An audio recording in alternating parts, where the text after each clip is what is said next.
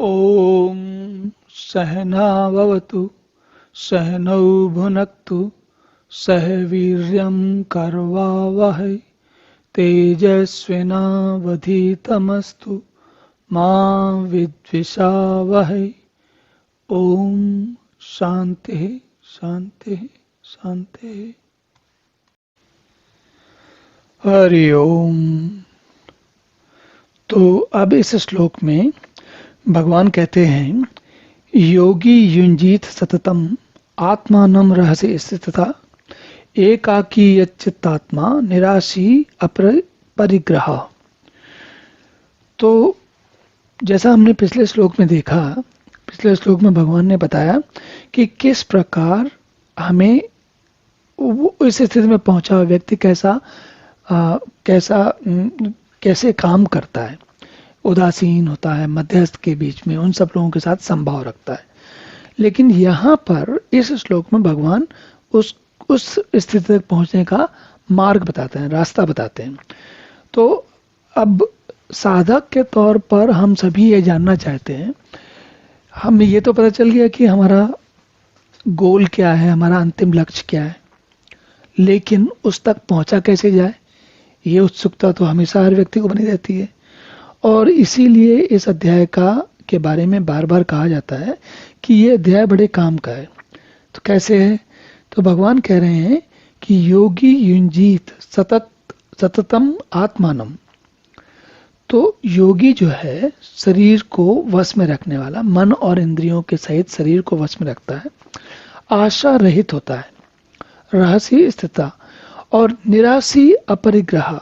निराशी मतलब आशा रहित, अपरिग्रह मतलब फालतू का सामान इकट्ठा नहीं करता, सामान चीज और इच्छाएं, खाली सामान चीज की बात नहीं, इच्छाएं भी आती हैं, उनको इकट्ठा नहीं करता।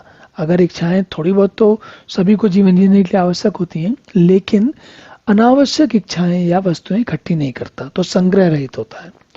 इसी प्रकार मन और इंद्रियों सहित शरीर को वश में रखता है।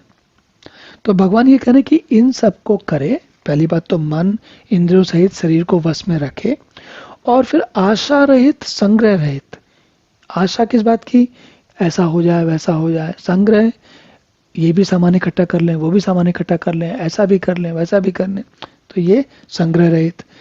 इन चीजों से थोड़ा, जब आप इनका प्रकोप थोड़ा कम हो, तो उसके लिए योगी को, जिसको योगी है, जिसको कि ये साधना कर रहा है, जो युंजीत है, वो क्या करे?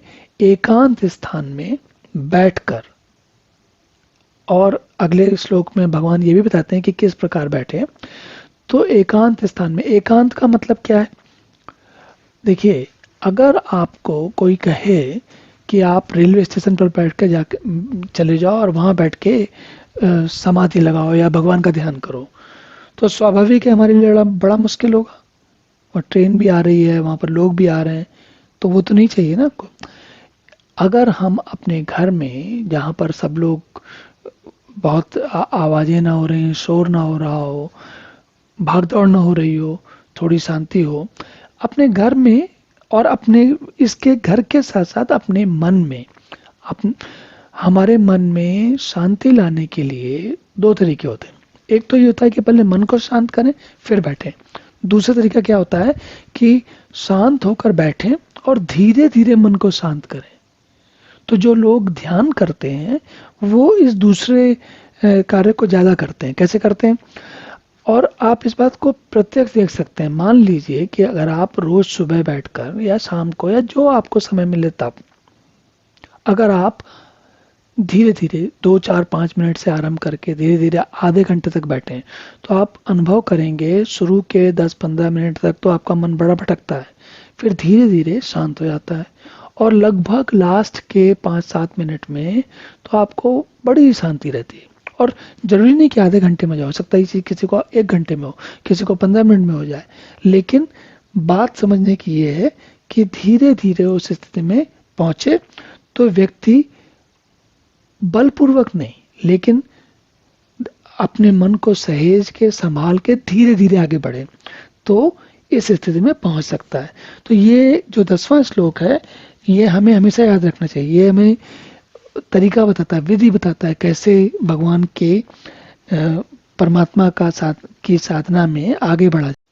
ओम पूर्णमदः पूर्णमिदं पूर्णात् पूर्णमुदच्यते पूर्णस्य पूर्णमादाय पूर्णमेवावशिष्यते।